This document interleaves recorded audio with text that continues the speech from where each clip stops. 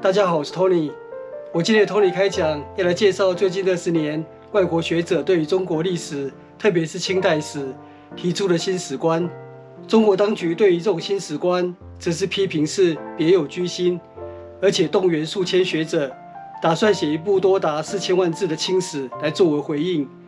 不过这部清史还并没有写完，所以还没有正式出版。外国学者提出的新史观是什么呢？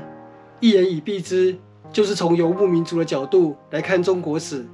中国历史可以说是一部农耕民族与游牧民族长达2000年以上的斗争史，形成现代中国今日的版图及民族风貌。其中最具代表性的历史地标就是万里长城。万里长城恰巧就位于年雨量400毫米的等降雨量线。长城以北雨量渐少，属于半干旱气候，适合游牧；而长城以南雨量渐多，属于半湿润气候，适合农耕。所以万里长城就成为农耕民族与游牧民族的自然分界。农耕民族不会想向北方拓垦，但是会担心游牧民族南下抢地，所以从2000年前起，春秋战国时代，农耕民族就修筑长城，以抵御游牧民族入侵。既然农耕民族、游牧民族各有地盘，那为什么游牧民族要南下侵略农耕民族的土地呢？因为天有不测风云，老天爷并不会在长城一线每年固定降下400毫米的雨量，总是或多或少，甚至每隔几十年就会出现圣婴现象的极端气候。遇到大干旱时，牧草不生，牲畜饿死，游牧民族为了生存，只好入侵农耕民族，抢劫食物。而如果这时刚好遇到农耕民族的政权属于衰败期，那么游牧民族就更一鼓作气地消灭这个政权，来取得土地更肥美、气候更舒适的南方土地了。所以中国人的家门口或庙门口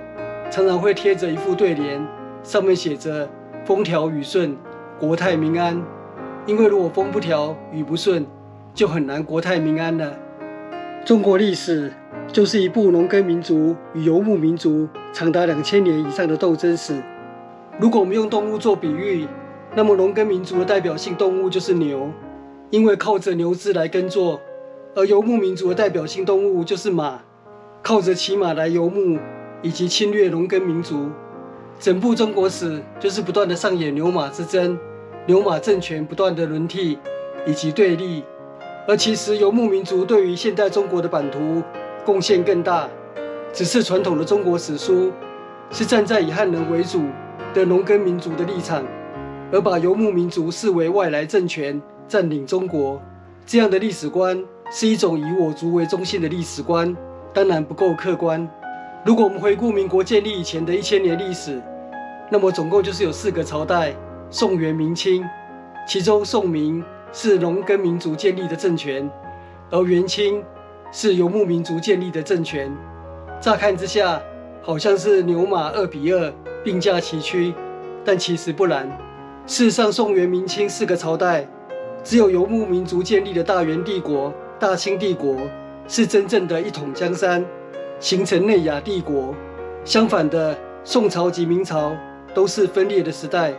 只算是中原帝国而已。尤其是宋代、北宋时期，基本上是三国时代，辽、宋、西夏。当时的宋朝还与辽国签订合约，每年提供税币银10万两，绢20万匹。当时辽国统治现今中国的东北及今日的内外蒙古。辽国是契丹人建立的政权，所以当时蒙古人称中国为契丹。后来随着蒙古人兴起，征服欧亚大陆，所以中世纪的欧洲人都称中国为契丹。一直到现在，俄罗斯语称中国的发音是契丹，而不是 China。所以我们传统的史书称那个时代为宋朝，事实上是很不客观。更别说后来东北的女真族兴起，建立金国，消灭辽国，也消灭北宋。宋室南渡之后，向金国称臣进贡，每年进贡银25万两，绢25万匹。南宋都已经向金国称臣了，而中国的史书还是称那个时代为宋朝。而朱元璋驱逐鞑虏，恢复中华，建立的大明帝国呢，事实上也只是一个中原帝国而已。历史学者许倬云先生就认为，明朝时代事实上是南北朝时代，元朝并没有灭亡，只是退回长城以北，史称北元，继续与明朝对抗。这也是为什么明成祖要迁都北京，就是为了与北元对抗。后来北元恢复蒙古的国号，而明朝则称之为鞑靼，南北朝继续对抗。这段期间，蒙古还曾经在土木堡俘虏了明英宗。蒙古这个政权一直持续到1635年，才向满洲人建立的大金国投降。次年，大金国改名为大清帝国。8年后，大清帝国的军队进入山海关，开始统治中国。所以，如果我们从游牧民族的角度来看中国过去1000年的历史，事实上不是宋元明清4个朝代2比2并驾齐驱，而可能是3比7或是2比8，是游牧民族取得绝对优势的局面。而中国传统农耕民族的汉人史观，一直到20世纪初开始出现中华民族这样的概念时，都还是认为所谓的中华民族就是汉民族，是以农耕文化为主的中原文化，仍视游牧民族为外来政权。所以孙中山先生领导的革命喊出来的口号就是驱逐鞑虏，恢复中华。而革命元老章太炎就是属于汉族的民族主义者，他就主张大清帝国领土的蒙古、新疆、西藏本来就不是属于汉文化，所以可以任其去来。意思就是说，蒙古人、新疆人、西藏人，他们并不属于中华民族。如果革命成功之后，他们想加入中华民国，那就欢迎他们加入；如果他们不想加入，那也没关系，就任其独立。我们回顾中国过去的1000年历史，如果从游牧民族的角度来看，我们就会发现，在民国建立之前的1000年，其实汉人并没有统治过游牧民族的经验，而且都视他们为外国人，不是中华民族，反而是游牧民族有统治汉人的经验。游牧民族一方面也向往中国的文明，另一方面也仍然保有自己的传统宗教信仰。而透过游牧民族对于中国的治理与经营，将中华所代表的意义从传统汉人狭隘的中原文化，直到1912年民国建立时，扩大为汉满蒙回藏五族共和，而形成新的中华民族概念。最后，我们回到新清史这个主题，大清帝国这个由女真族所建立的帝国，